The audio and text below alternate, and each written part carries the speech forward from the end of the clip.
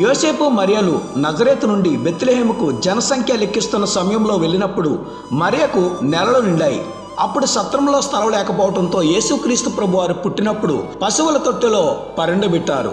యోహాను సువార్త 1వ అధ్యాయం 2 నుండి చూస్తే, ఆయన ఆదియందు దేవుని యొద్ద ఉండెను, సమస్తము ఆయన మూలముగా కలిగెను, కలిగి ఉన్నదేది ఆయన లేకుండా కలగలేదు, సమస్త సృష్టి ఆయన మూలంగా కలిగింది. మరెందుకు ఆయన పశువుల తొట్టిలో పరుండబెట్టబడ్డాడు?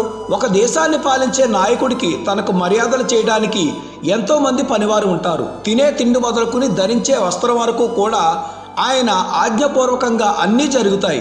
యేసుక్రీస్తు ప్రభువారు పరలోకములో తండ్రి కుడిపార్శ్వమున సింహాసనముపై కూర్చునే స్థాయి విడిచి పశువుల తొట్టులో ఎందుకు పరుండబెట్టబడ్డాడంటే, దీనుడిగా తనకు తాను తగ్గించుకున్నాడు. పశువుల తొట్టే మన పాప జీవితానికి సాదృశ్యం. పాపం నుండి విడిపించడానికే యేసుక్రీస్తు ప్రభువారు ఈ లోకంలోనికి వచ్చారు.